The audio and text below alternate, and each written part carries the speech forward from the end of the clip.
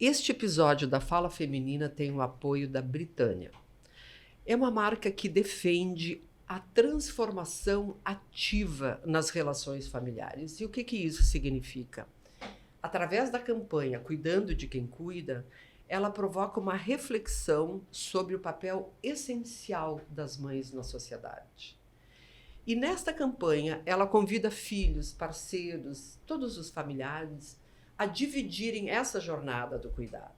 E convidamos vocês a conferir a nossa conversa de hoje na página da campanha Cuidando de Quem Cuida, que está aqui no QR Code. Vamos lá. Eu vou começar com uma citação que vai definir o nosso tema de hoje. A maternidade, as expectativas e a saúde mental. Como é que é essa caminhada? E 1 em cada 5 mulheres terá um episódio de doença mental durante a gravidez ou no ano após o nascimento do bebê, segundo a Organização Mundial da Saúde. Depressão, ansiedade, transtorno de estresse pós-traumático, psicose pós-parto, transtorno de pânico e fobias. É o que acontece com a mulher, segundo a Fiocruz, a Fundação Oswaldo Cruz do Rio de Janeiro.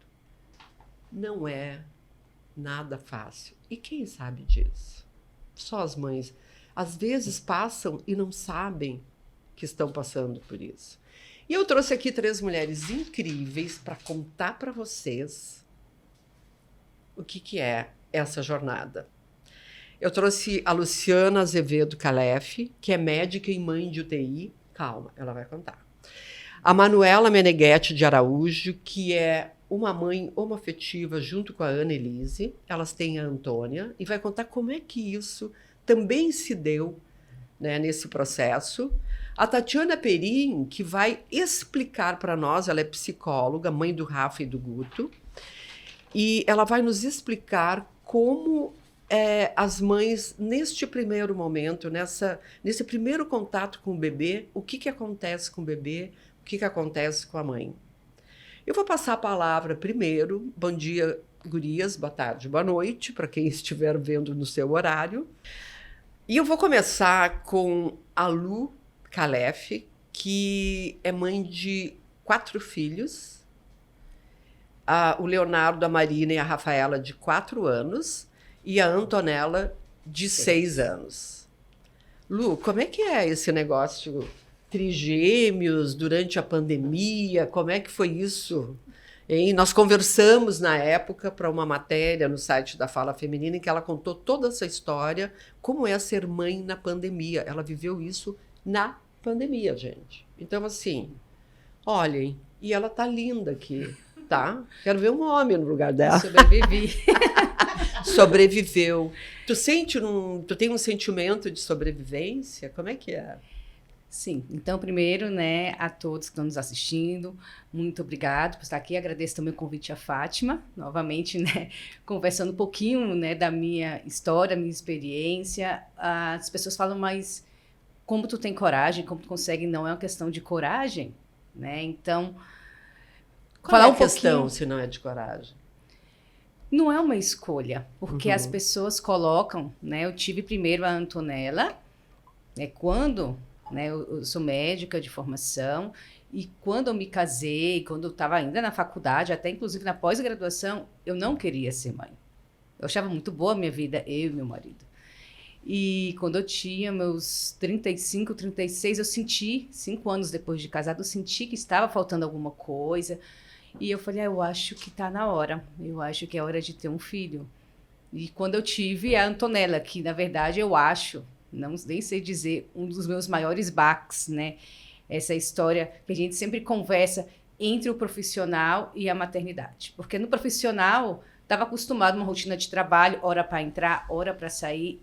E eu senti um baque muito importante, né, até em relação a essa parte que a gente está conversando sobre a saúde mental, de mãe é 24 horas, é domingo a domingo, é aquelas 24 horas de trabalho, 7 dias por semana, todos os dias do ano.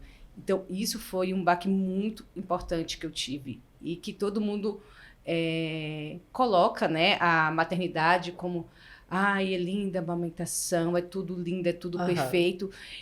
E na vida real, na prática, não é. Não. Quando se vê ali sozinha com aquele bebê chorando, eu não tinha uma rede de apoio, assim. Minha mãe morava em Fortaleza, na época eu morava em São Paulo. Então, foi bem impactante para mim. Então, esse foi o primeiro baque em relação à minha primeira gravidez. E aí, quando eu engravidei novamente, eu tive meu segundo baque, que eu esperava ser mais um irmãozinho. E vieram trigêmeos. Eu tinha uma filha de 1 ano e 2 meses. Então, tipo, já tinha sido acabado de me recuperar do primeiro baque da primeira gestação, que eu sei como foi ali o meu puerpério, aquele início, e eu recebo a notícia que eu vou de 1 para 4 filhos. Então, foi aquele outro susto, e eu resolvi pensar dia após dia, porque eu acho que se eu pensava muito para frente, eu me desesperava, pensando em criação e educação, em saúde, né, como sustentar também todas essas crianças. Então, resolvi pensar dia após dia e eu tive uma gravidez bem tranquila. E aí, quando nós mudamos ali de estado de São Paulo para o Rio Grande do Sul, atualmente eu moro em Garibaldi, na Serra Gaúcha, chegamos, vida nova, depois de 1 ano, com as crianças ali com 9, 8 meses, os pequenos, os trigêmeos, só vivendo em UTI. Né? Então, eu falei, agora vai dar tudo certo, vamos mudar de estado. E a pediatra falou que eles iam parar de ficar em UTI quando a gente saísse de São Paulo, porque o ar é mais puro, é tudo muito bom. E, realmente, eles nunca mais tiveram esses quadros respiratórios nesse estado de UTI. Mas eu peguei uma pandemia, em que eu não tive nenhum apoio, eu e meu esposo apenas. Ele foi um super parceiro. E a gente foi realmente uma sobrevivência. A gente para hoje para pensar, atualmente os pequenos, os trigêmeos estão com 5 anos, os 4 anos, e a Antonella está com 6, mas eu confesso que aquele 2020 e 2021, olha, foi bem difícil. Depois disso a vida fica fácil, né? Depois dos 2 anos e meio, que eles fazem 2 anos e meio, é uma maravilha. Sim. E eu falo assim, o importante é que tenha saúde. Sim. E o resto a gente correr atrás e tudo vai passar. Os momentos ruins, mas também os momentos bons. Então, a gente não precisa ter... Eu tinha muito aquela ansiedade, tipo... Ai, que chegue logo tal idade, que fique logo com 7. A gente está sempre querendo lugar melhor, na frente, né? Mas eu aprendi que a gente tem que viver sempre o agora. Tanto com suas fases ruins, quanto as fases boas. Porque passa e depois fica a saudade. E tu sabe que isso que tu está falando, eu lembro de uma passagem da Bíblia que diz, né? Cada dia com sua tarefa. Né? Então, tu tens que, naquele dia, tu tem que fechar o dia. O dia é mais importante do que o futuro. Né? Porque o futuro tu constrói no dia. Tá? E essa complexidade toda, né? Olha o que a tua vida, depois a gente vai continuar. Meu Deus, tu viveu muitas vidas, né? Num período de muito pouco tempo. Né? E eu queria ver com a Manuela, a Manu tem a sua companheira, Annelise, e elas decidiram ter uma filha. E o mais bacana, a Antônia foi gerada a partir do óvulo da Manu, associado a um sêmen de um banco de doação, e foi gerada no útero da Annelise. Acertei? Tá valendo. E aí? Como é que foi isso? Que também é uma incrível... É uma forma de... Na verdade, para mim, foi a coisa mais perfeita e para a Annelise também, porque a Annelise sempre quis ser mãe, sempre quis gestar, no sentido de gestar, e eu ficava assim, eu não tinha aquela paixão por, eu quero ficar barriguda, que nem aquela coisa de casamento. Tem mulher que tem aquele sonho de casar na igreja e tem mulheres que não têm, né? Então eu consegui juntar tudo isso. Então, hoje a Anne fez o sonho dela de gestar. A gente tem a Antônia, que é a coisa mais linda. Hoje ela tá com 2 aninhos. E eu sou mãe biológica da Antônia, mas numa posição diferente. Porque eu tive que trabalhar isso desde o início da gestação da Anne, todo mundo se reportava a ela, mãe. Eu era uma figura coadjuvante, assim, porque, tipo, eu sou uma mulher que vou ser mãe, mas não estou grávida. Então, isso, até dentro da minha família, causava. O meu pai dava um nó na cabeça dele, ele ficava com um olhar, assim, pensando. Um dia ele me disse, minha filha, mas mãe é uma só. Matadora essa frase. Aquilo pra mim foi... E aí eu respirei e pensei, com maturidade, né? Falei, calma, meu pai tem 82 anos hoje. Pra ele, meu Deus, que história é essa, né? Como assim? Tá grávida e tem eu falei, pai, é da tua família, vai ser uma araujinha, eu dizia pra ele, pra tentar, né? E aí ele falou, daí eu falei, pai, a gente fez assim, daí eu expliquei todo o processo, eu fiz uma estimulação, peguei meu óvulo, só que a Anne que vai gestar, mas a questão... As características da nossa família, que veja só e tal. E ele, tá. E eu falei, eu falei, se tu não entende isso, é como se tu não vai ser avô. Então, vai nascer Antônio e tu não é avô, se tu não consegue entender isso. E aí a gente tava numa mesa de almoço e ele disse, me passa maionese. Muito bom! Então, acho que dali ele falou, Resolveu. É assim que é. Ele não tinha mais muito argumento. E hoje, eles são bem... Chega hoje, meu pai tem problema de saúde, assim, não é? Ele não anda pra lá e pra cá, mas o que acontece é que a Antônia vai nele e fica, e eles são fofinhos juntos, Essa assim. é a verdadeira maionese. E a Antônia se relaciona bem, assim, e ela saiu parecida. A Antônia, eu me lembro que quando nós conversamos, ela é bem clarinha, né? Ela é bem clarinha. É da tua família? Foi um fator surpresa, assim. Porque quando a gente aciona esse banco de doadores, a gente tem como ver algumas características. A gente vê a foto do doador quando criança, e aí a gente escolheu todas as características da Anne. Cabelo escuro, olho castanho. E na minha família eu tenho primos de olho claro, eu tenho tio de olho claro. O meu pai é bem claro, assim, mas ele não é loiro, mas ele tem a pele muito clara, assim. Então, ela saiu clarinha. Cabelo, ela é bem loirinha agora, depois do verão, tu precisa ver, ela tá mais loira ainda, porque pegou solzinho, né?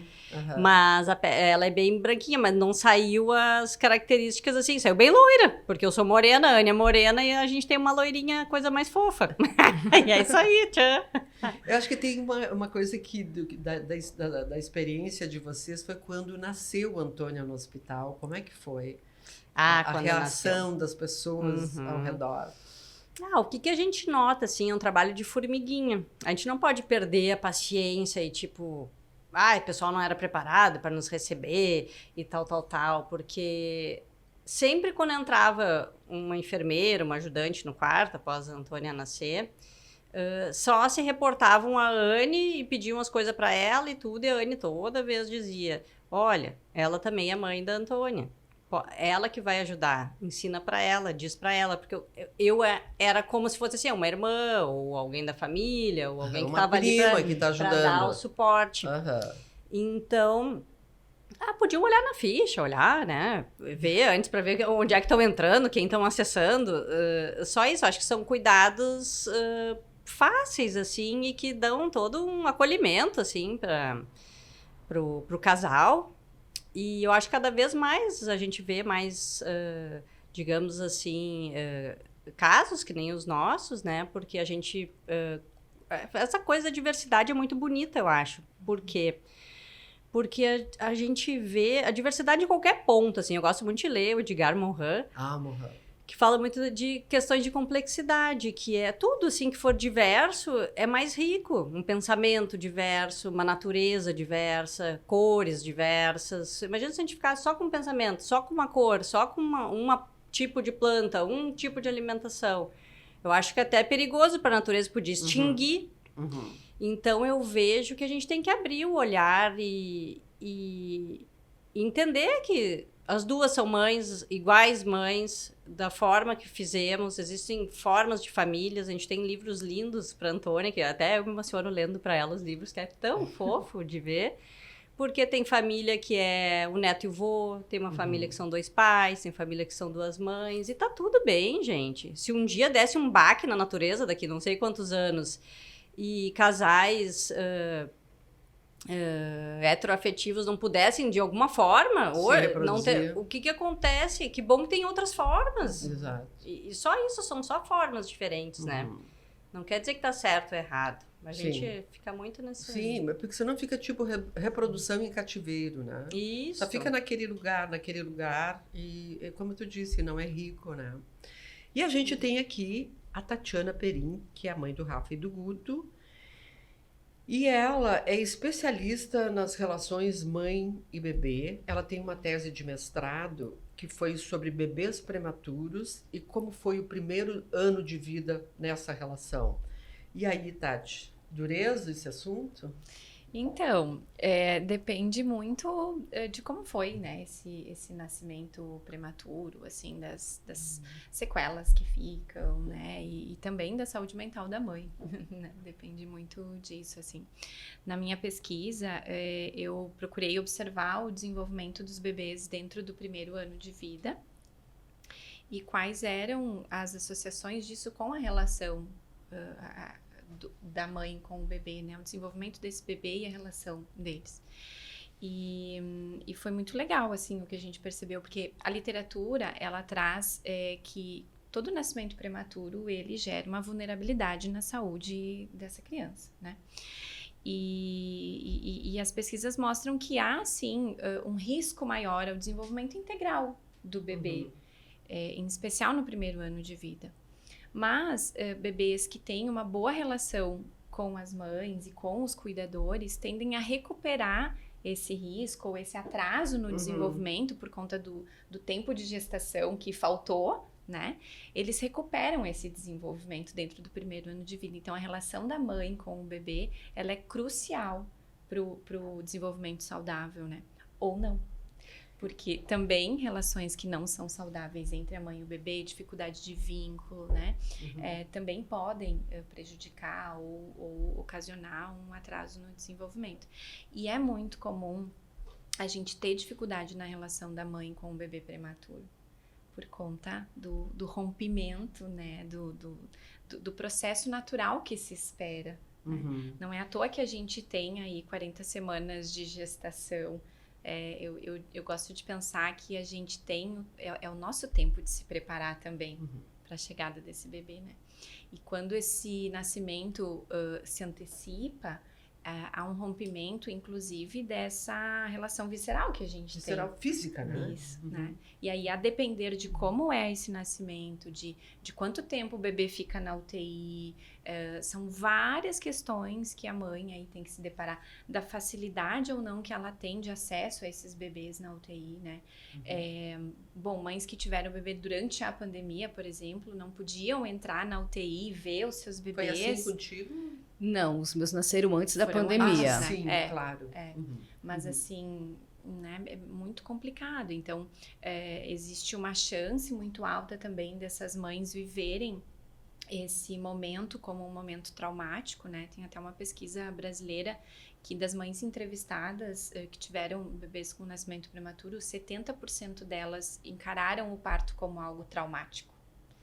Então, quando a gente tem essa sensação de trauma, há uma debilitação da sua saúde mental, né? Assim, é muito comum a depressão acontecer, sintomas depressivos, uma angústia muito grande, né? Um aumento de ansiedade.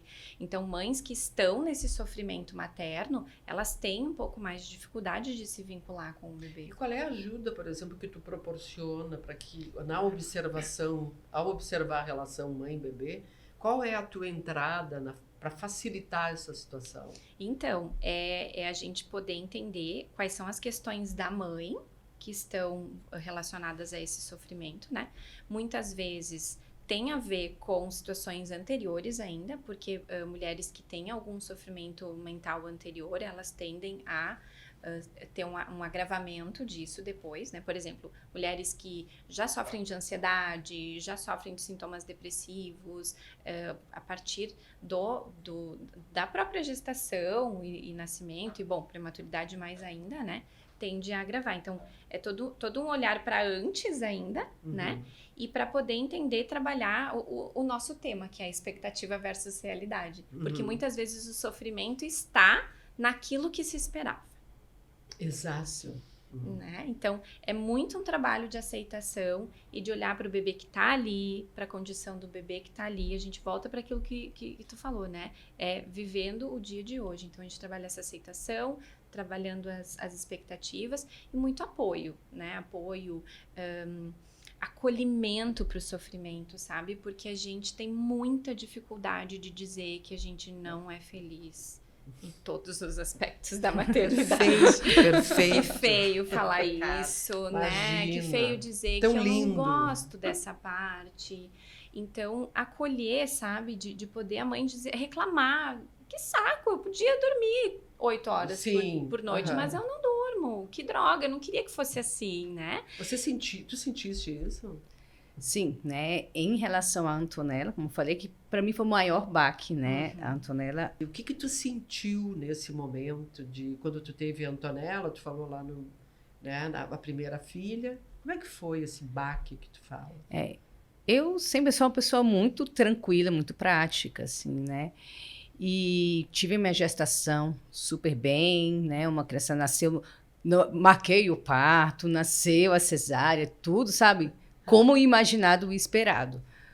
Mas depois que nasceu, que nem na época eu tinha uma amiga que também teve filho na mesma, próximo de mim, e ela teve gêmeos, e ela estava assim, nasceu um mês antes dos meus, da Antonella. Ninguém me falou do tal do baby blues. Ninguém me falou isso, por que não me esconderam isso? Baby blues é um sentimento que você tem 3 semanas, em média, me corrija, por favor, de melancolia, sabe, daquele bebê chorando e tu não sabe o que fazer. Uhum. E eu também nunca tinha ouvido falar. Eu só escutei falar por ela. Eu falei, nossa, tu tá bem? Eu falei, eu tô ótima. Eu realmente fiquei bem. Minha mãe veio ali, ficou 15 dias comigo.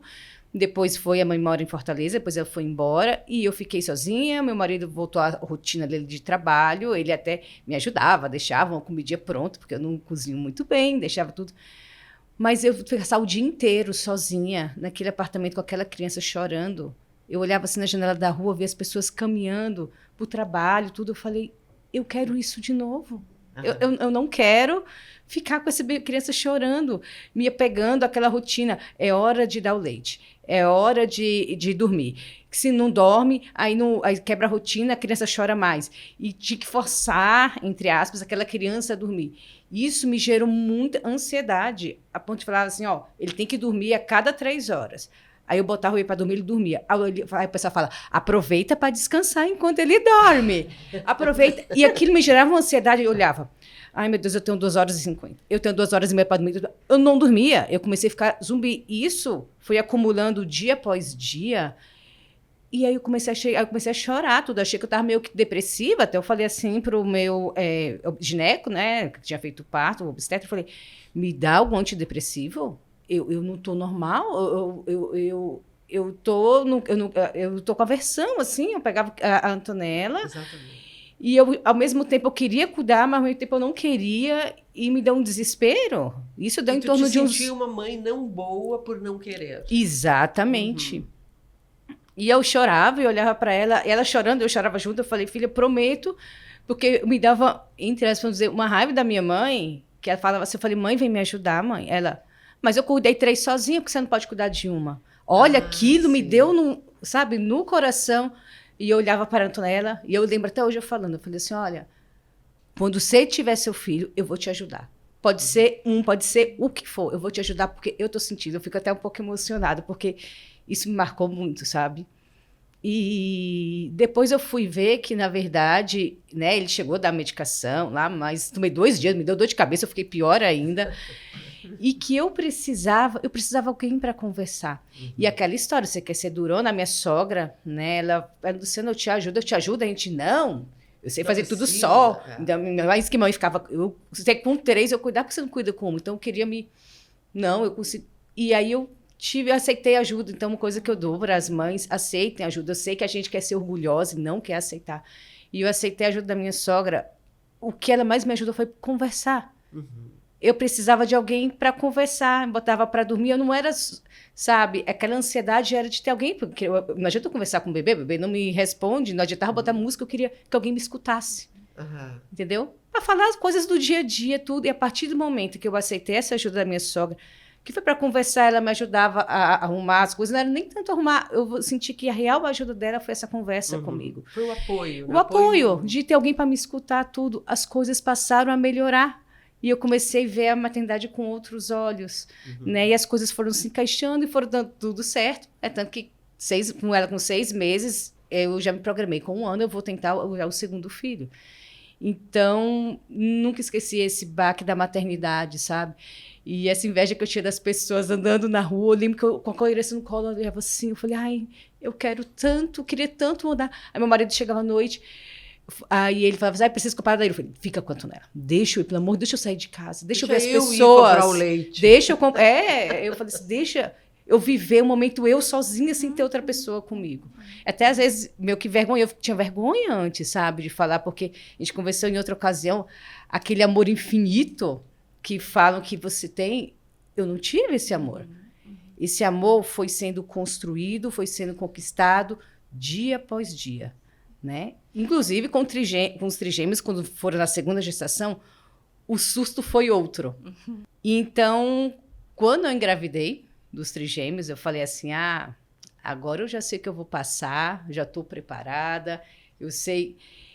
E aí, eu sabia, você comentou um pouquinho, né, Tati, a respeito da prematuridade, eu sabia que iriam ser prematuros, só para falar um pouquinho do assunto ali da Tati, a minha visão, que eu convivi ali com meus filhos, eu sabia que iam ser prematuros, eu sabia que iam ficar em UTI, eu conversei na época com muitas mães, e eu não sei se é porque eu sou da área da saúde, e eu sabia que os meus iam ser prematuros, eu levei isso com muita tranquilidade, eu tinha muita certeza, tanto eu quanto o meu marido, tudo, que isso ia sair dali, ia dar tudo certo. E eu fui uma exceção. No lactário lá, aí eu conversei com outras mães. Primeiro, aquela história que você espera que teu parto seja normal, e o delas foi tudo prematuro. Eu já sabia como eu ia ser, então isso já era diferença, né? E uma outra grande diferença, a palavra UTI. A palavra UTI, a fulano tá na UTI, né? Já gera tipo, é grave.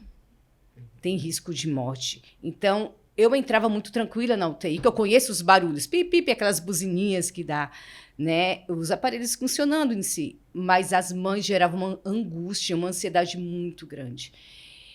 E a gente brinca, né? Assim, as mães de UTI, porque vira meio que uma comunidade ali, e a gente sofre quando, infelizmente, tinha algumas perdas de bebê, então a gente sofria junto com essas mães.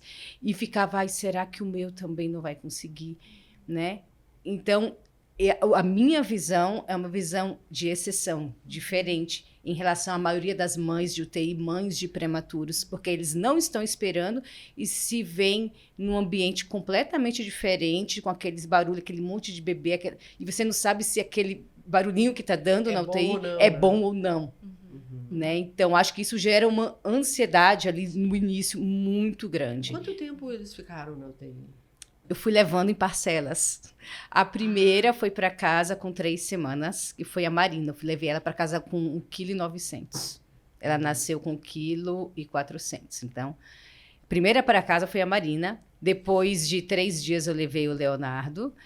E 45 dias de UTI para a Rafaela, que foi a última que foi para casa. E aí, depois que eu levei a Rafaela, 2 dias depois eu interno de novo o Leonardo, a Marina. E aí começa uma sessão de internações sucessivas de UTI devido à prematuridade, o ar impuro de São Paulo, né? Uma das minhas filhas, a Marina, ela precisou ser operada, ela usou colostomia. Então, aí, entendeu? Foi uma série... 2019, eles nasceram em maio. O único mês que eu não fui para o hospital, que eu tive todo mundo em casa, foi outubro. Todos os outros meses, eu sempre tinha uma criança em UTI internada, por bronquiolite, por cirurgia. Então, foi um ano que eu não consegui, vou falar, viver ali aqueles primeiro ano dos bebês. E quando eu fui para casa, foi meio que eu não pude, aquele só de curtir, aqui no colo, de pensar, eu queria com que nem a Antonella, olha que bonito, o pessoal dando na rua. Eu não tinha tempo para isso, porque era literalmente uma fábrica, uma linha de produção. Banho, banho, banho, fralda, fralda, fralda. Ainda eu tinha a Antonella, que na época tinha 1 ano e meio, mais ou menos. Ainda usava fralda? Né? Usava fralda, eu tinha 4 bebês em casa. Você é uma sobrevivente de guerra, né? Nossa. A gente pode dizer que toda mãe eu tenho uma tese de que a maternidade é um atropelamento com fraturas múltiplas. A gente se recupera, mas as marcas ficam para sempre. Mas no teu caso, eu acho que tu fecha com tudo isso que a Fiocruz fala de tu teve depressão, ansiedade, uma série de... como é que... E a maioria das mães não é tratada, olhada dessa maneira, né? Vamos chamar assim, normais, é uma palavra horrível, mas porque tu não foi anormal, tu foi a mãe possível, né? Uma situação possível. Mas quando tá tudo dando certo, é terrível. Né? Imagina quando não dá certo, né? Porque o dar certo é aquilo que, de novo, é possível. Mas como é que a sociedade pode resolver isso? Como é que... onde que a gente acha um caminho de saída, sabe? É o tema da campanha, né? Cuidando de quem cuida. Olha no teu relato, quando tu fala assim que começou a encarar de um jeito melhor, ficar um pouco melhor, Baby Blues passou quando tu aceitou a ajuda da tua sogra. O que a tua sogra fez por ti? Ela te ensinou a ser mãe, né? Não. Tu fala da conversa, né? Tu pôde conversar com ela. Então, a gente esquece que uma mãe, ela precisa ser cuidada, né? Em psicologia, a gente fala que a maior necessidade da mãe é que ela seja maternada. Olha que lindo. Por quê? Porque quando nasce um bebê, inclusive quando a gente gesta um bebê, a gente tem várias identificações. A gente tem a nossa identificação com a criança que a gente foi. A gente tem identificação com o feto que a gente foi, ou seja, com a gestação, né? Quando nós fomos gestados. A gente tem identificação com aquele bebê que a gente está gerando e nasceu. E a gente tem identificação com a nossa mãe. Ou seja, com o tipo de criação que a gente teve. São muitas identificações e a gente se perde naquilo ali. Mas isso não é ruim. Porque, no meu ponto de vista, a maternidade, ela é uma das chaves mais incríveis de autoconhecimento e autodesenvolvimento que a gente tem. Não é à toa que a gente fala que nós nos tornamos muito melhores, né? Essa multifuncionalidade que a gente tem, assim. Mas não é só por isso, não é só porque a gente aprende a otimizar o tempo, não é só porque a gente aprende a resolver problemas que são complexos. Tu acha que uma mãe consegue entender o mundo, a humanidade, no momento em que ela se vê e ela vê aquele bebê, a gente pode ampliar essa imagem para a humanidade, né? Sim. E quando eu entendo o que aconteceu, como tu hoje fala entendendo, tu entende a gestação do mundo, né? É mais ou menos isso que acontece. É isso aí. Só que a gente tem uma tendência de ficar nesse lugar como se, então, eu tô em cima e todos os que precisam ser cuidados estão abaixo de mim, né? A gente tem essa tendência, a gente vai cuidar da casa, a gente vai cuidar da rotina, né? A gente é de uma geração que ainda tem o peso da carreira, né? Porque a gente também quer performar super bem na carreira hoje em dia, né? Então, só que assim, quem é que tá acima da gente? Tem que ter alguém. Tu tem que acreditar em Deus muito, Também. E a gente precisa se permitir ser cuidada, né? Então, eu acho que, assim, o caminho, principalmente nesse primeiro momento, né? No puerpério, hoje a gente fala de um puerpério que dura 2 anos, né? Não passa assim tão rápido esse período de puerpério, né? Mas assim, nós precisamos nos permitir sermos auxiliadas, sermos cuidadas, sermos amadas, sermos amparadas. Nós precisamos nos permitir pedir ajuda, né? E dizer o que a gente precisa, porque tem algumas mães que vão querer que alguém fique com a criança para poder sair. Tem outras mães que vão querer dizer assim, não, eu quero ficar com o bebê, só que tem um monte de outras coisas ao redor que eu tenho que resolver que eu não tô a fim de resolver. Então é alguém para trazer a comida, é alguém para lavar tua louça, tua roupa, enfim, né? E depois a gente vai buscando essa rede de apoio em outros lugares. A escola, por exemplo, é uma grande rede de apoio pra gente, né? Onde a gente vai buscando esse amparo, assim. Então, eu acho que a chave é essa, sabe? É a gente maternar as mães. E as mães solo? As mães solo podem ter figuras também de apoio, assim. Porque elas podem ter algum familiar, alguma amiga, né? E a gente acha que a rede de apoio é aquela que vai bater na porta e vai dizer assim, precisa de ajuda? Precisa de alguma coisa, né? A gente tem que criar. A gente tem que criar. A gente tem que criar, a gente tem que buscar. Por isso que parte muito dessa aceitação, sabe? E vamos aprofundando mais, né? nem sempre a gente tem essa permissão interna de ser cuidada. De que começa isso? Isso começa na infância. Né? Isso começa Sempre na tem uma infância. mãe Sempre, anterior. Sim. Sempre uma mãe antes, que vai reproduzindo. Né? Por isso que tu falaste de Antonella, eu não farei isso, estarei sempre contigo, né? Exatamente. E falar a verdade. E eu acho, né? Depois eu joguei na cara da minha mãe, falei, nossa mãe, você não me ajudou, eu precisei da senhora. E quando foi na gravidez dos trigêmeos, minha mãe literalmente se mudou para minha casa. Ela ficou ali do momento, na verdade, ela chegou, eles nasceram na sequência e ela morou. E dormia no sofá-cama, porque eu não tinha um outro quarto, ali na sala, por 8 meses. E isso eu sou eternamente grata, porque ela me ajudou muito. Tu aceitou Tanto- essa ajuda, né? Não, na verdade, da primeira vez, com a Antonella, ela falou que não precisava, que eu ia dar conta sozinha com um, porque ela tinha cuidado de 3, e aquilo eu fiquei bem magoada com aquilo. Mas é que no momento em Mas que a aí- gente se foca na mágoa, a gente não Ah, trabalha não, o pedido de sim. ajuda, né? Não, aí quando ela falou que vinha, eu falei, com certeza. Porque eu já sabia que ia ser necessário uma ajuda. Na Antonella, com uma, eu já sabia que era importante ter uma rede de apoio, né?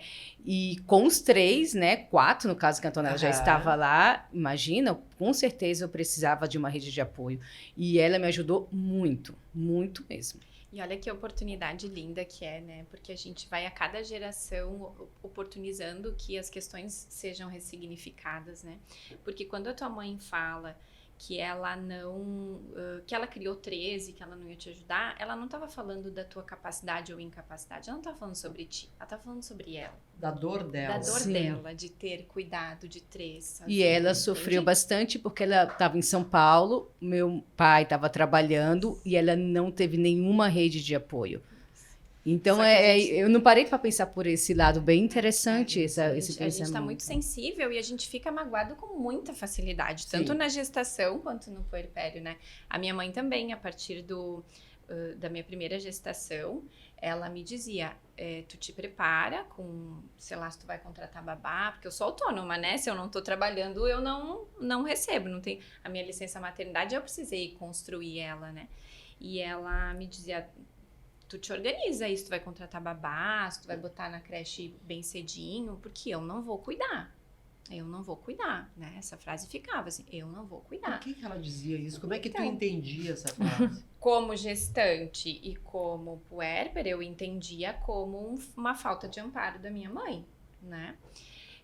Mas claro, sempre, sei lá, eu há quantos anos eu faço análise assim, né? Também conheço a minha mãe, conheço as dores dela e também fui compreendendo que não tinha a ver comigo Ela necessariamente, estava apesar sempre falando dela, né? ela estava falando dela, ela estava falando do quanto ela tinha medo de ter que passar por coisas que ela já passou, né?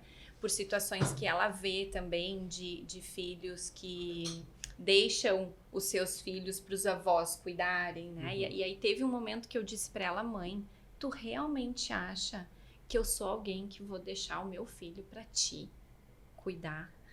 Eu vou transferir isso. É isso que tu pensa, né? E ela me disse, não, de maneira alguma. Tu acha mesmo que eu vou abusar de ti? Então ela tinha medo do abuso, sabe? De que eu abusasse dela. Porque ela tem uma história de sobrecarga, de atividades, família de italianos, né? Aquela coisa. Ela que cozinhava para todo mundo, sabe? Então era dela. Ela né? sabia do que ela estava falando. Exatamente, né? Mas quando eu disse, mãe, mas sou eu, Tati.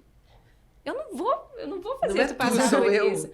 E foi lindo porque quando eu voltei a trabalhar muito cedo, assim, o Rafa tinha 2 meses e meio quando eu voltei a trabalhar, tinha um projeto grande que eu fazia parte e era muito importante para minha carreira. Só que a escola só aceitava com 4 meses.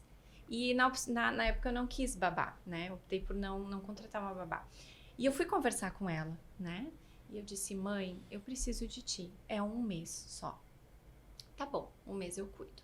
E ela disse que o último dia que ela cuidou, que na semana seguinte ele começaria a adaptação na escola, ela disse que ela chorou igual criança. Ela disse, gente, eu tô fazendo certo mesmo, eu tô deixando ela levar. Então, assim, é uma oportunidade de ressignificação de histórias de várias gerações. Isso é muito lindo.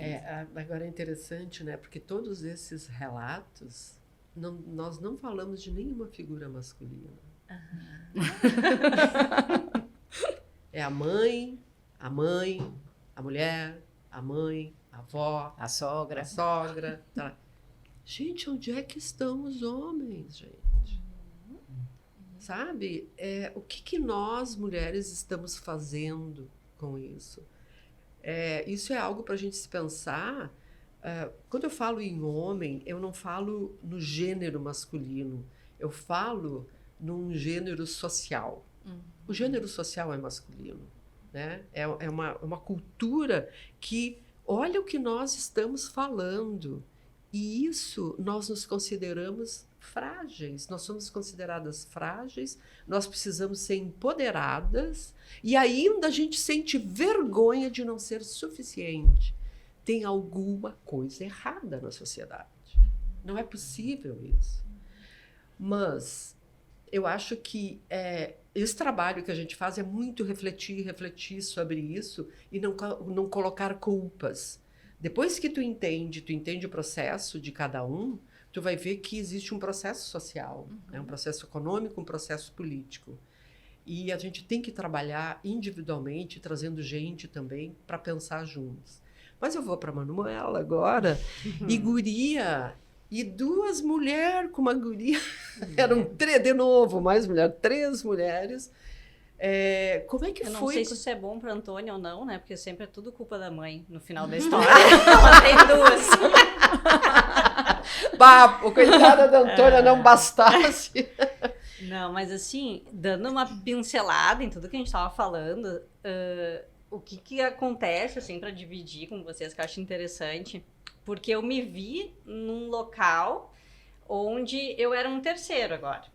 Porque tinha a Anne que tinha gestado, uma bebê, e eu estaria no lugar do pai, entre aspas, né? Sim. Então, eu acho que eu senti muito na pele o que um pai sente e como é que as coisas vão andando. E assim, conforme a gente estava falando, essas questões de fazer terapia, análise, quem tem, quem pode, quem gosta, enfim, ela é muito interessante, porque realmente tu começa a se deparar com coisas que se tu não tá preparado, vai te dar ansiedade, tu tem que saber reparar aquilo, saber o que tá batendo e lidar com aquela situação.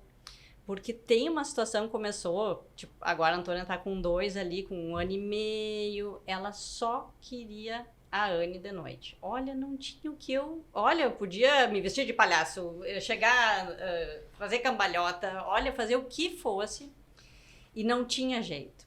E aquilo me dava uma sensação de rejeição, que já chorei escondida, pra Anne não ver, porque eu me achava abobada, tipo assim, nossa, tô sendo rejeitada total, imagina minha filha, não quer ficar, me ficava muito triste. Aí, analisando na terapia e tal, isso tudo vem do que? De antes, né? Sim. Porque muitas vezes posso ter me sentido assim, vem aquele sinal, alerta tudo e me dá toda aquela sensação.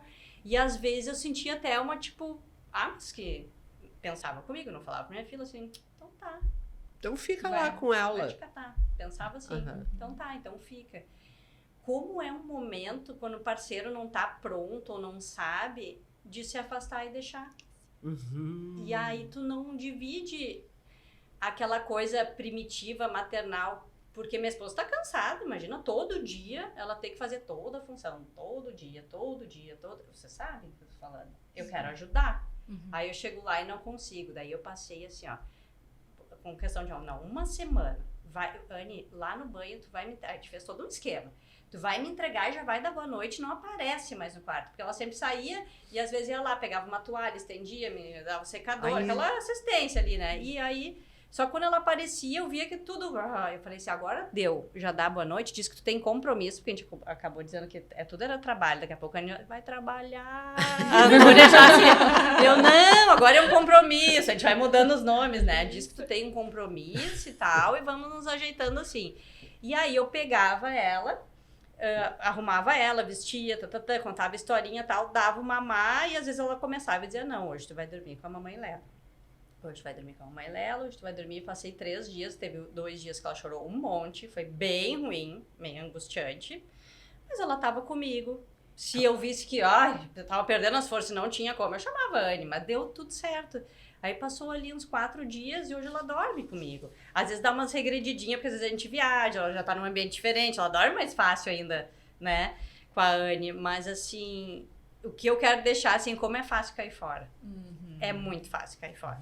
Tipo, mas ela só fica contigo. Mas ela só se acalma contigo. Entende? Então, acho que é muito importante esse papel do terceiro. E aquela coisa...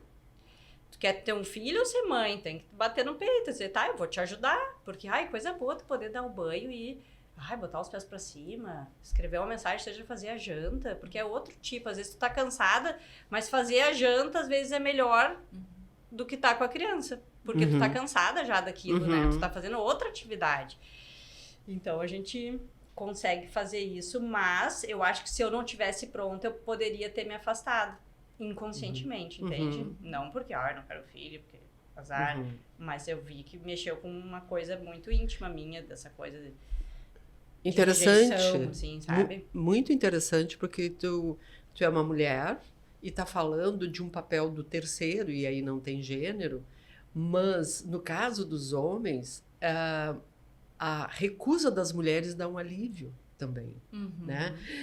Ai, que bom, então agora eu não vou precisar, porque ela... Mas aí eu posso sair com os amigos, porque a bebê não quer ficar comigo. Então, eu me libero, né, de uma situação, mas me libero também de olhar que existe uma pessoa que está solitária. Porque daí, se eu tiver que olhar para essa pessoa solitária, eu também tenho que olhar para a minha incapacidade, para a minha solidão, né? Então, assim...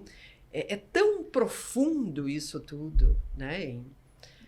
Eu posso... Eu vi que tu tá... Não, eu acho que é um assunto bem complexo, porque assim, eu tenho 44 e a geração anterior à minha, vou falar dos meus pais, tinha muito o pai, família masculina trabalha, a mãe é dona de casa. Minha mãe é dona de casa e meu pai trabalha. Então, a função de cuidar dos filhos é da mãe. E o pai, simplesmente, ele nem via como o filho era. Quando viu o filho, já estava grande.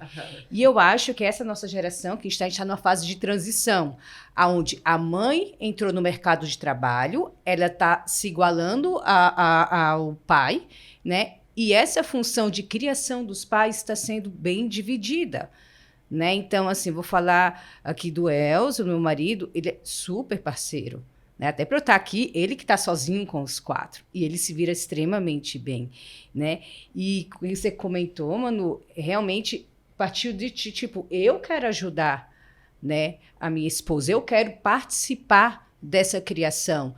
E isso é algo novo que vem aparecendo nos últimos anos. Eu vejo algumas pessoas em redes sociais, como o próprio Piangers, que ele fala da importância, fala tipo, olha, participa da vida do teu filho, que só são 10 anos. Né? Então, eu acho isso muito importante e tem homem que, eu vou falar que acho que até, inclusive, a maioria desses pais da nossa geração não entenderam isso e, como você falou, já que não me quer, como você comentou, né, mano? Já que não me quer ficar comigo, que a mãe cuide. Mas a mãe está ali sofrendo porque ela quer uma ajuda, ela quer um parceiro, ela não quer um pai só para trabalhar, dizer, olha, eu tenho um filho e não participa.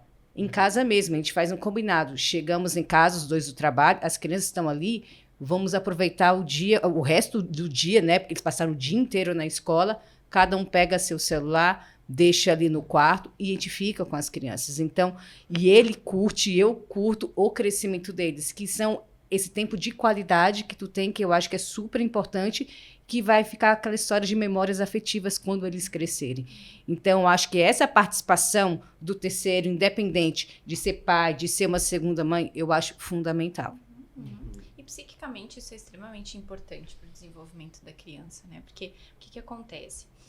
Quando um bebê é gestado, ele tem uma conexão, já começa a criar uma conexão com essa mulher que está gestando, né? Então, quando nasce, a gente entra, eu gosto de dizer que a gente entra numa bolha, assim, o bebê, né? Para o bebê, não há diferenciação entre mim e a mãe, nós somos um só. E a mãe também, para que ela possa cuidar desse bebê, ela também entra como se houvesse assim, como se ela regredisse psiquicamente, por isso que a gente fica tão sensível, porque a gente está identificada com o bebê também, com as necessidades dele, e a gente fica fusionada a esse bebê, né? E isso é normal e importante. Só que não pode ser para sempre, né? Porque essa mulher, além de mãe, ela é uma pessoa, ela tem os seus interesses, ela quer sair. No mundo, né? Exatamente. E esse bebê precisa começar a entender que existe um mundo fora da mãe. E quem que apresenta isso? Esta figura terceira. Então, a gente não precisa necessariamente falar aqui de pai e de mãe como homem e mulher, né? A gente está falando aqui de funções, que aí sim, numa teoria mais tradicional, a gente fala de função materna e função paterna, né? Eu não quero que a gente fique aqui no função materna sendo da mãe, função paterna sendo do pai, né? Mas que a gente possa entender que existem necessidades diferentes, né? A função materna seria essa função desse cuidado, desse aconchego, desse acolhimento, dessa proteção, desse atender às necessidades imediatamente. E a função paterna é esse tirar esse bebê dessa mãe e dizer, vem cá, deixa eu te mostrar que tem outras coisas nesse mundo. Tem um mundo aí fora, né? Deixa eu te mostrar que tu consegue se acalmar com outra pessoa, que não seja só com ela, né? E essa força que tu trouxe de dizer, de organizar as coisas e de dizer, tu vai me dar ela no banho e tu vai sumir.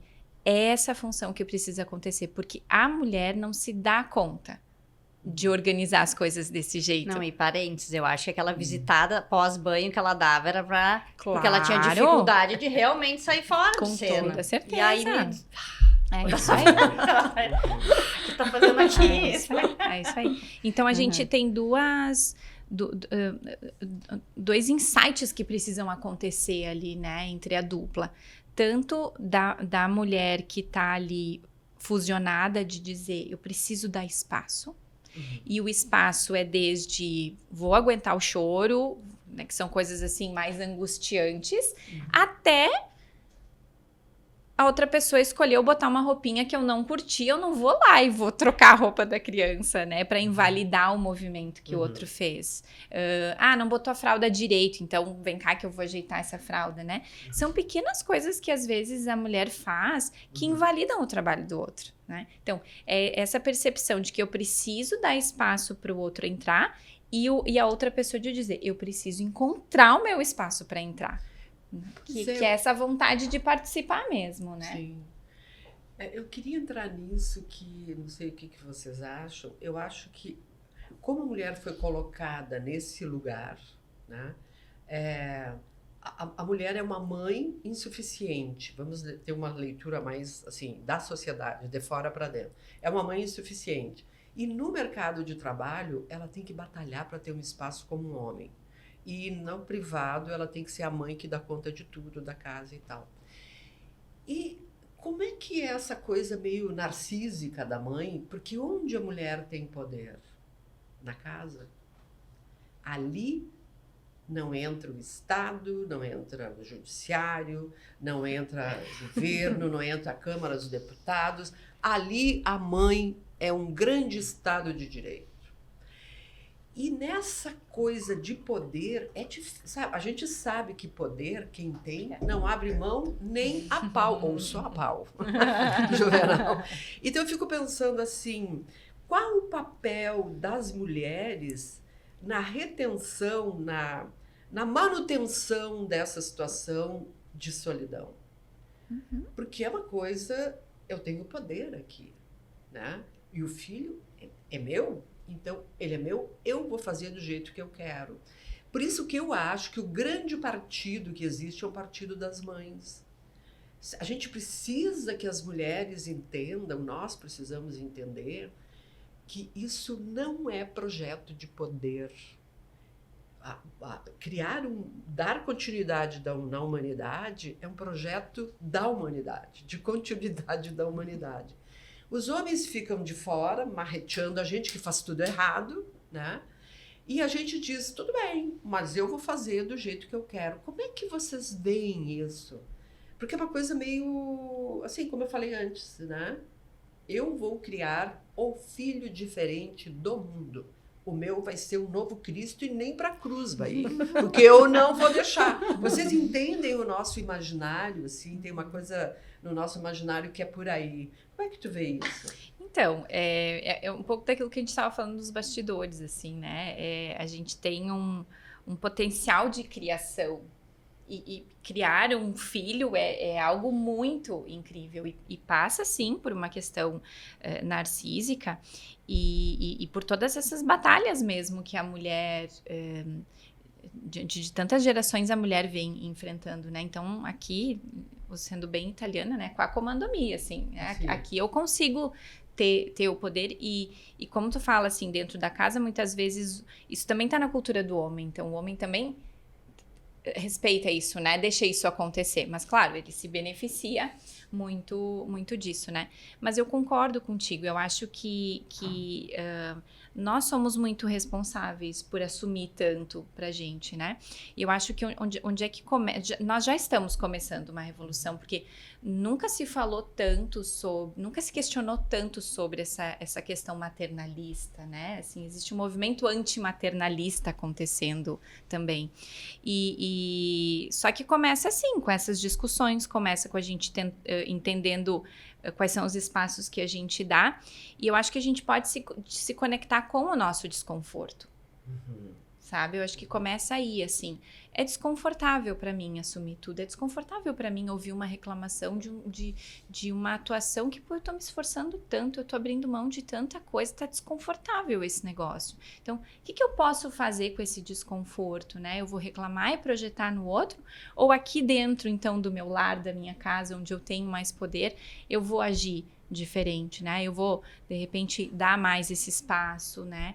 E outra, assim, a gente tá criando gerações que ou vão reproduzir isso que a gente viveu ou vão fazer diferente a partir de lá, né? Eu vejo que a gente está quebrando várias situações assim históricas, por exemplo, a questão de bater nas crianças, né? Hoje em dia a gente tem falado muito, assim, a gente tem se dado conta do quanto não é legal, né? A gente agredir uma criança, assim. Então, a gente vai quebrando situações que são transgeracionais e aí a gente vai mudando a cultura. Mas ela tem que estar aqui dentro, no meu desconforto, podendo entender. Até não tá legal isso aqui. Eu realmente tô sentindo falta de sair na rua e ter uma vida como as outras pessoas estão tendo, né? Tô sentindo falta de retomar a minha carreira. As pessoas me perguntam, assim, porque eu sou muito apaixonada por criança, sou muito apaixonada por bebê em especial. E eu sei que quando o Gutinho tiver... O Guto tá com 1,10 agora, né? 1 ano e 10, Quando ele tiver uns 3 aninhos, eu vou sentir vontade de ter mais um filho. Mas... eu tô com tanta saudade também de outras coisas. Exato. A gente sabe? A gente é outras coisas. Isso. Então, assim, eu tenho que olhar para esse meu desconforto para eu não cair no papel da mulher que parou a sua carreira completamente por, sei lá, 10, 15 anos para cuidar da prole, né? Enfim, enquanto meu marido focou na carreira dele, enfim. Eu tenho que olhar para esse meu desconforto e dizer, tá tudo bem, eu tenho total direito de dizer, deu. Aqui o Guto e foi tu tem o total último. direito para ter um terceiro. Também posso. É essa escolha, né? Sim, exato. Não é acidente, né? Não, nunca. Como é que é para ti, Manu, essa questão disso que a gente estava falando, né? Como é que é o poder numa casa homoafetiva, de uma relação homoafetiva?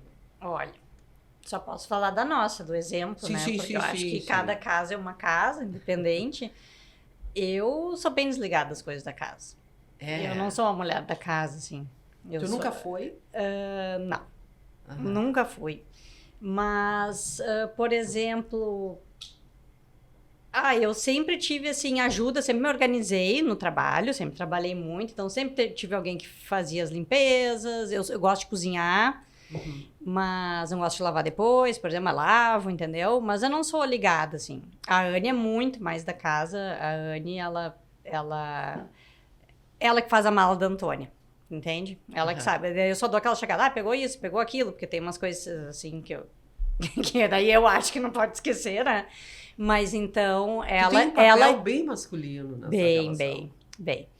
E aí, então daí a gente faz assim, ela gosta dessa parte e eu acho, a gente se fecha, né? A gente é um casal bem legal, assim, eu acho que a gente se dá muito bem, porque ela faz, a Anne, só para dar um exemplo, ela acorda assim, ela dá aquela acordadinha cedo, aí ela põe a máquina para lavar, deita de novo, porque daí quando ela acorda, a gente vai tomar café, ela sabe que já dá para estender, entendeu? Ela é organizada, então... Genial! Aí eu fui me dar conta, eu falei, gente, um dia eu fui botar um negócio para lavar, eu falei, não sei ligar essa máquina. Aí eu pensei assim, eu nem vou perguntar nada, fiquei com vergonha, em primeiro lugar, eu falei, não sei... Daí eu falei, isso aqui é autoexplicativo, dos botões, tal. Fiquei girando, vendo. Tá aqui, ó, macete, tá, pum, consegui. Mas tu vê que eu não... E a gente tem uma pessoa que nos ajuda em casa, tanto com a Antônia, quanto com as coisas da casa e alimentação. Então, a gente tem uma organização, porque a gente trabalha muito. Então, a gente combinou, olha, a gente só vai ter filho, eu, Manuela. Eu combinei com ela, porque ela queria muito mais ter filho do que eu desde o início. Eu falei assim, Anne, a gente vai ter filho quando? Quando a gente puder ter alguém para ajudar. Eu não quero ser infeliz e ficar sempre correndo para isso, para aquilo. Vou viver para a criança e vou ficar... E tinha as minhas coisas que eu tinha medo de perder, assim. Eu perdi um monte de coisa, mas hoje eu me repaginei. E a gente é assim que é, porque a gente sofre um baque. A gente fala, eu quero continuar isso e aquilo. Tu não vai continuar nada. Entendeu? Que esperança. Impossível. Mas então, daí retomando, a gente não sou muito ligada nessa parte, ela comanda mais, assim. Pois é, interessante E isso. tudo bem, pra mim, eu acho ótimo. Sim, tá uma divisão. E se eu vou fazer... Ela vai dar uma checadinha depois. Mas é bem de essa é a cultura da mulher, do poder da mulher. E a mulher se organiza de tal forma que ela abre o olho, vai lá e bota a máquina. Ou seja, uma mulher é planejadora, né? Ela vê os processos nesse planejamento e, de preferência, ela não vai dividir o conhecimento dela se o outro não tiver curiosidade. Isso é meu, entende? Tu tá falando disso, de que eu queria fazer isso, aquilo. Vocês imaginem que quando eu tive meu primeiro filho, eu pensei, vou ficar 4 meses sem fazer nada, né? Eu trabalhava umas 12 horas por dia como jornalista, e aí eu comprei os 6 volumes de Em Busca do Tempo Perdido do Proust. Bom, leu silêncio total. Eu li, então, estão lá intactos, porque o atropelamento aconteceu e o Proust está lá, continua dentro do quarto esperando a mãe chegar. É uma loucura. Ou seja, o que eu estou dizendo é que a gente não tem ideia do que é isso. A gente só tem ideia quando vive. Por isso que a minha mãe não disse, o outro não falou, porque tu não tem como falar é quase como tu revelar um segredo terrível da humanidade, né? A maternidade é o grande segredo terrível da maternidade. Ô, Fátima. A maternidade é o segredo terrível da humanidade. Não, você falou essa história da maternidade, que quem escuta a gente fala, meu Deus, eu não quero ter filho depois desses relatos. E aí eu brinco, eu lembro disso, quando as crianças ainda estavam bem pequenas, né, que eu falei, gente, eu acho que a gente deve passar, depois, quando eles completam, sei lá, 3 anos, um portal assim, e a gente esquece todo o sofrimento, toda a loucura que teve e quer ter mais um filho. Exatamente. Gente, a maternidade é maravilhoso. Tem os perrengues? Tem, mas é muito bom. Vale a e pena. ver, tipo, aqui a gente fala, olha, a maternidade dando retorno, vendo eles crescendo, vendo eles, sabe? Eu acho que deve ser muito gratificante isso, né? Então, assim, a gente fala todos os perrengues de maternidade, mas eu juro, tem esse portal que a gente esquece tudo. E fica tudo ótimo, maravilhoso. Que é o controle cultural sobre a mente feminina. Porque, assim, eu sempre digo que filho é um investimento a fundo perdido. Tudo que tu investiu, tu nunca vai ter retorno. E vocês percebem a insanidade disso, né? Porque se tu põe R$100 numa conta, tu quer no mínimo 110. E a gente não aceita. Aí o filho diz assim, eu não quero mais fazer isso, quero fazer. Claro, vem pra cá, vem pra cá. Não, tá, mas claro. Nunca nós vamos ter esse retorno. E era importante a gente entender isso, porque a gente está sempre numa expectativa. E quando tu vai me devolver? Quando tu vai me devolver? Eu não tive com a minha mãe, e tu também não vai me dar? Quando vai chegar a minha vez? Né? Então, essa complexidade, ela é que nos forma. Agora, ter filho, eu acho que a Tati falou tudo, que é essa coisa, tu é virado do avesso e tu te reconhece nas tuas piores situações. E tu vê como a gente pode se reconhecer uma pessoa terrível, né? E ao mesmo tempo consegue superar isso e ajudar uma outra pessoa a crescer, conhecendo as suas vulnerabilidades, as suas dificuldades, né? Eu acho apaixonante a maternidade. É terrivelmente maravilhoso. Gurias, então, nós estamos aqui há 1 hora, mais ou menos, e eu quero super agradecer a vocês. Cada vez que eu venho aqui, eu rio, choro, e eu queria muito que todos vocês terminassem com esses sentimentos de serem tocados, e eu falo assim, homens e mulheres, por todo esse aprendizado que a gente tem aqui nas nossas entrevistas.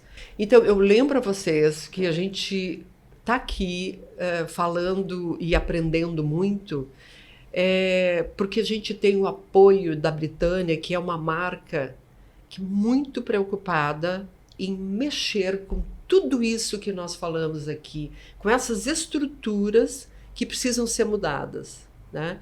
O cuidando de quem cuida, eu acho que devia ser uma lei, um projeto de lei, como a sociedade vai cuidar de quem cuida. Esse nosso episódio tratou de expectativas e saúde mental na maternidade.